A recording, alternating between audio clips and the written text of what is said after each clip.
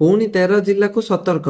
ଆଗାମୀ 3 ଘଣ୍ଟା ପାଇଁ 13 ଜିଲ୍ଲାକୁ ସତର୍କ ଘଣ୍ଟି। ପ୍ରବଳ ବର୍ଷା ନେଇ ପାଣିପାଗର ପୂର୍ବାନୁମାନ କରିଛି। ରାଜ୍ୟରେ 13 ଜିଲ୍ଲାକୁ ସତର୍କ ରହିବାକୁ ପରାମର୍ଶ। ଆଗାମୀ 3 ଘଣ୍ଟା ପର୍ଯ୍ୟନ୍ତ 13ଟି ଜିଲ୍ଲାକୁ ୟେଲୋ ୱାର୍ଣ୍ଣିଂ ଜାରି କରି ସତର୍କ ରହିବାକୁ ପରାମର୍ଶ ଦେଇଛି ଆଞ୍ଚଳିକ ପାଣିପାଗ କେନ୍ଦ୍ର। ବର୍ଷା ଘଡ଼ଘଡ଼ି ସହ ଝଡ଼ ତୁଫାନ ପୂର୍ବାନୁମାନ କରି ଅନୁଗୁଳ, ବୌଦ୍ଧ, ଦେବଗଡ଼, ଢେଙ୍କାନାଳ, ଗଜପତି, ଜଗତସିଂହପୁର, ଝାରସୁଗୁଡ଼ା, କନ୍ଧମାଳ, କେନ୍ଦ୍ରାପଡ଼ା, କେନ୍ଦୁଝର, ମୟୂରଭଞ୍ଜ, ସମ୍ବଲପୁର ଓ ସୁନ୍ଦରଗଡ଼ ଏହି ସବୁ ଜିଲ୍ଲାରେ ଗୋଟିଏ କିମ୍ବା ଦୁଇଟି ସ୍ଥାନରେ ଆଗାମୀ 3 ଘଣ୍ଟା ମଧ୍ୟରେ ବର୍ଷା ଓ ଘଡ଼ଘଡ଼ି ସହ ଝଟକା ପବନ 30ରୁ 40 କିଲୋମିଟର ପ୍ରତି ଘଣ୍ଟାରେ ହେବାର ସମ୍ଭାବନା ରହିଛି। ଏପଟେ ଧୀରେ ଧୀରେ କମୁଛି ଜଳକା ନଦୀର ଜଳସ୍ତର। ନଦୀର ମଥାନଠାରେ ବିପଦ ସଂକେତ 6.50 ମିଟର ରହିଥିବା ବେଳେ ସକାଳ 6ଟା ସୁଦ୍ଧା ଜଳସ୍ତର ରହିଛି 6.58 ମିଟର। ଗତକାଲି 6.79 ମିଟର ପର୍ଯ୍ୟନ୍ତ ଜଳସ୍ତର ବୃଦ୍ଧି ପାଇଥିଲା। ଫଳରେ ବସ୍ତା ବ୍ଲକର ମଥାନୀ, ଚଟାଣ ଓ ପଳସିଆ ରାସ୍ତାରେ ଉପରେ ବନ୍ୟା ପାଣି ପ୍ରଭାବିତ ହେଉଥିଲା। ଏବେ କୁଡ଼ିଆ ଗାଁର କିଛି ଲୋକ ଘର ପାଣି ପଶିଥିଲେ। ଏବେ ଯଦିଓ ଜଳସ୍ତର ସାମାନ୍ୟ କମିଛି କିନ୍ତୁ ଦୁର୍ଦ୍ଦଶା କମୁନି। ଗାଁରୁ ଧୀରେ ଧୀରେ ପାଣି ଛାଡ଼ିବା ଆରମ୍ଭ କରିଥିବା ବେଳେ ଏବେ ବି ଶହ ଶହ ହେକ୍ଟର ଚାଷ ଜମିରେ ବନ୍ୟା ପାଣିରେ ବୁଡ଼ି ରହିଛି।